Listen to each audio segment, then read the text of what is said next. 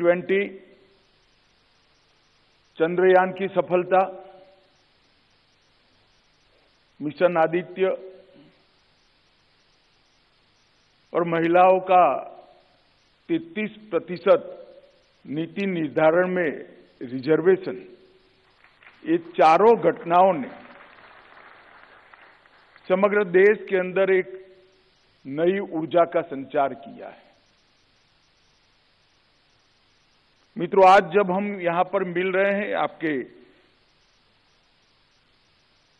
Annual session के अंदर,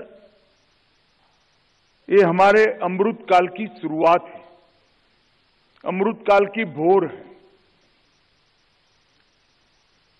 आजादी से अब तक देश ने 75 साल की यात्रा करी है। हर क्षेत्र में ये 75 साल में हमने ढेर सारी उपलब्धियां हासिल की हैं।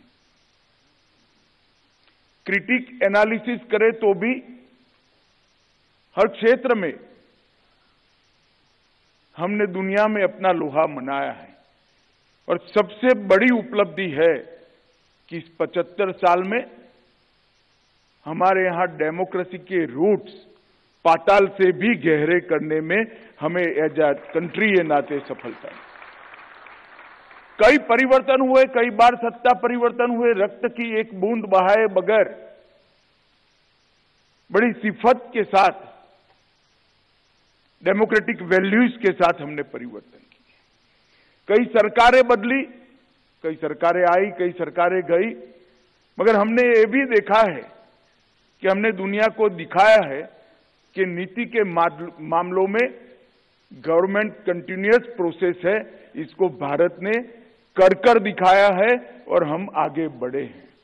एक पार्टी की सरकार गई, दूसरी पार्टी की सरकार आई, नीतियां जरूर बदलती है पर नीतियों में कंटिन्यूटी रही।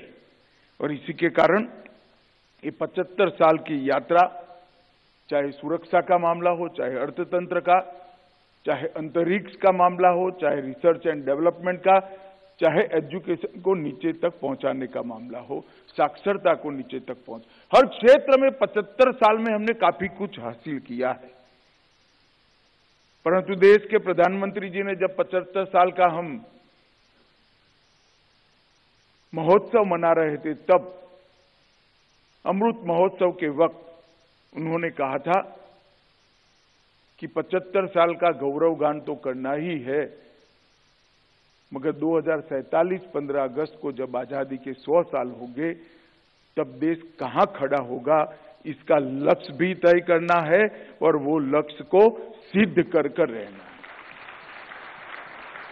और इसीलिए प्रधानमंत्री जी ने 75 साल से 100 साल की इस यात्रा को अमृत काल का नाम दिया है। इस 25 साल, 75 साल से 100 साल की हमारी यात्रा, हमारा अमृत काल देश का, इस संकल्प लेने का भी समय है और संकल्प को सिद्धि में परिवर्तित करने का भी समय है।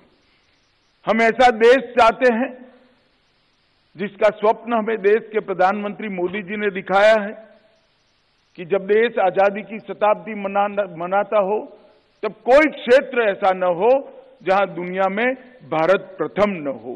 इस प्रकार के भारत की रचना करना हमारा समय।